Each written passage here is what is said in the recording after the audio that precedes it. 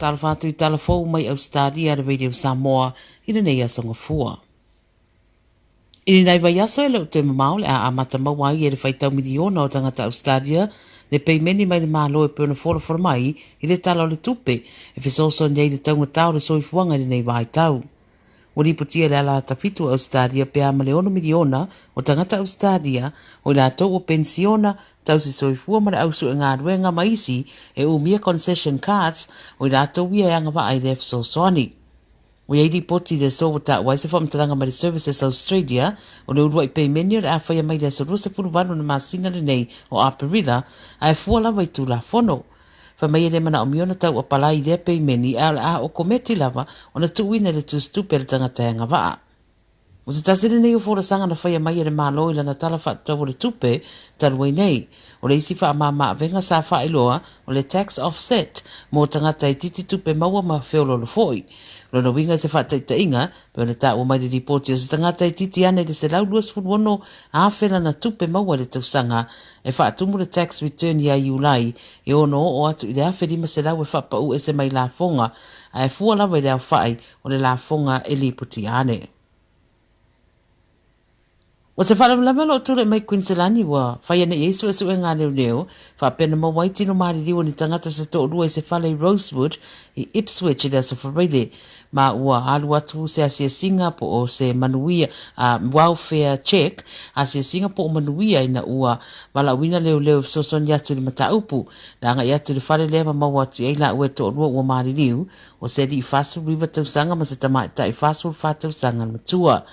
Na mawai leo ma explosive devices mai uina ave e sea whaavave mai eitua oi mai o lātou whale a o whaia su e su e ngā leo. O se whamatananga mai le 7 News e whapea, o nisi whamatananga whamatu mai le mai ai o mua isu e su e ngā le whaanamanave, ta waia leo e reo masara mia stasi, a ro whaawau su e su e ngā. O le atu ina se ripoti le coroner mo le whaamautu ina le mafua angon mariu, ai e le o whaeroa mai e leo le temine i nisi mau whamatananga e tu saio i la ua ua maari riu mana nei fu i whaalamanave. O le polo inga whaavavave na whaia leo i la lo le Public Service Preservation Act, o no turanga tau puinga mai masini mi na maua i le whale, wa toe whaere au ngai nei rea sona nafi.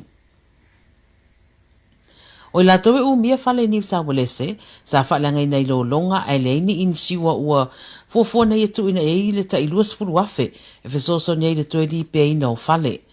O whaelo i tala mai le APC o la whaelau lo le tūlanga le Premier le stete, i sana sau noanga i pūlenga whaelo toi whale valu New South Wales te le vasa nei.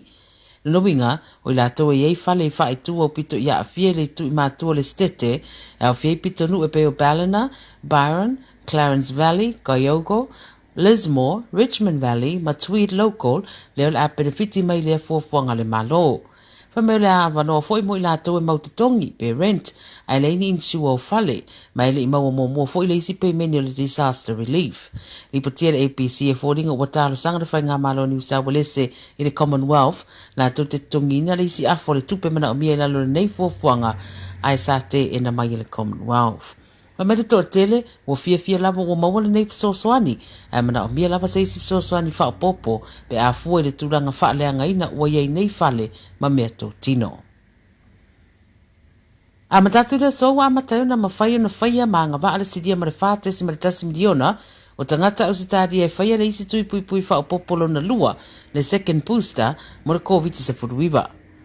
O la tau wanga wa nei au fiai tangata o siria marita iona sulima tausanga na mātutua, tangata Apoliki ma Torres Strait Island wa ta ilima sulu tausanga ma siriatu, ma tangata ye e sfulono tausanga ma siriatu ye nisi tūranga tau le soifua malaloina e a fiai.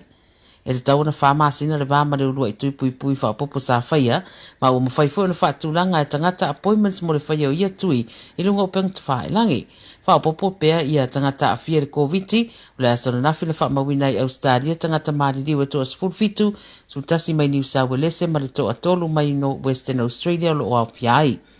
Mo New South Wales i le so sfulu di mafe, lima se lau fitu sfulu rua tangata ua fia to ono ua maririu. O vito via se fulu wafe se fulu tasi tangata a fia ma le toa tasi ua mariu. ACT fitu lau to suriva e ua wha maania da a fia le isi soifua mau ma le toa fasfulu lima di whalmai.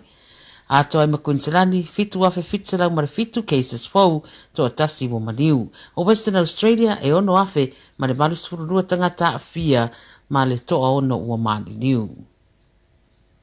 Ma le tara muri ta alonga ua mawasa tara fia mo Ausetalia le soina ua whaamania mai o le atari mano le ipo le ralangi le tupa tama ita i le lua afe lua sfuruiva ma le ipo le ralangi mo le tupa wali i le lua afe lua sfurufitu. Sa anua le tai fono o le fono whaatono le Rugby Australia Hamish McClellan.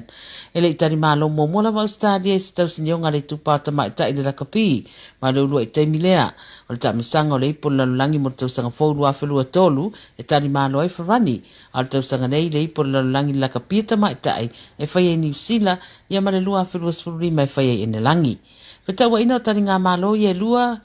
e wha moe te tele nei le langi ta alonga o le hao atu iai se vai ngā tupe pe a ma le lua tesi ma le valu piriona e anga i te mau a inga o le tunu. Pa mai fina ngā lo nisi o wha aururu iai nei wha moe le ngata o se tūranga le nei mo le ta alonga o le laka pi wha pe fo le te mau a inga ai wha pe nā fo i mo le lau tele o le Pasifika. Tala nara radio Samoa mo le nei au auri.